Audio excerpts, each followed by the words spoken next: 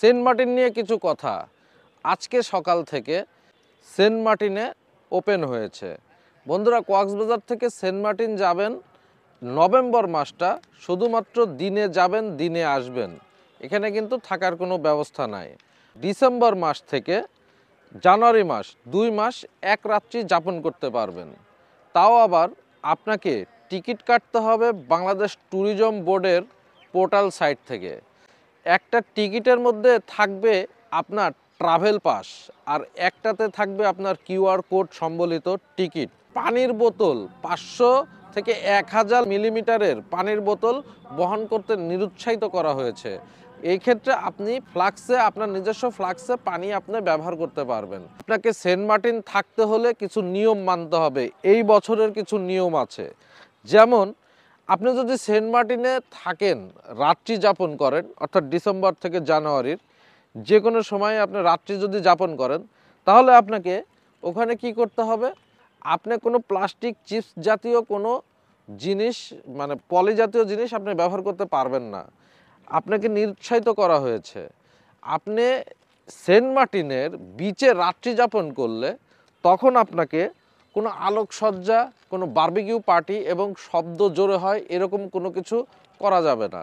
আপনাকে সেন্ট মার্টিনের এই নিয়মগুলো মানতে হবে। সেন্ট মার্টিনের বিভিন্ন কেয়াবন আছে, কচ্ছপ আছে, কাছিম আছে, মানে আরও পাখি টাখি আছে। এগুলাকে আপনারা কখনোই মানে ডিস্টার্ব করতে পারবেন না, বা ছেঁড়া যাবে না, ফল ছেঁড়া যাবে না, বা গাছগুলোকে ছেঁড়া যাবে না।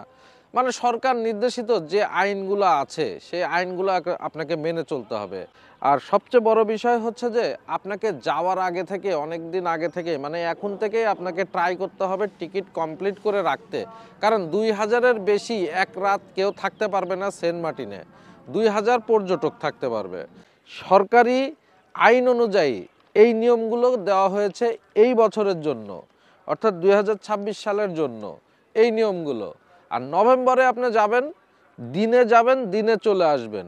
সেন্ট মার্টিনটা আমার আপনার সবার, পরিষ্কার পরিচ্ছন্ন রাখার দায়িত্ব আমার আপনার সবার।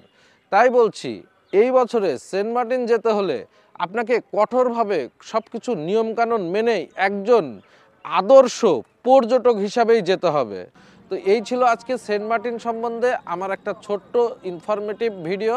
সরকার অনুমোদিত আরও যেগুলো নির্দেশনা দেওয়া আছে সেগুলো অবশ্যই একজন আদর্শ পর্যটক হিসাবে আমরা মেনে চলব। তো ভিডিওটি ভালো লাগলে আপনি শেয়ার করতে পারেন। কিসের জন্য? এই সকল ভিডিও ইনফরমেটিভ, আমাদের অনেক পর্যটক জানবে এই সকল ইনফরমেশনগুলা। কিউআর কোড ব্যতীত কোনো টিকিট কিন্তু সকলগুলাই ভুয়া টিকিট হিসাবে গণ্য হবে। সো আপনার টিকিটে কিউআর কোড আছে কিনা এটা চেক করে নিতে হবে। অবশ্যই পাস কার্ড থাকতে হবে। সো আপনার ভ্রমণ ভালো হোক, নিরাপদ হোক এবং সেন্ট মার্টিন উপভোগ করুন। আপনি এই আইনের মধ্যে থেকেই সেন্ট মার্টিন ভ্রমণ নিরাপদ করুন এবং আপনার নিজের পর্যটন শিল্পকে, প্রতিভাকে বাড়িয়ে নিন। তো আজকে এ পর্যন্তই। ভালো থাকবেন। আসসালামু আলাইকুম।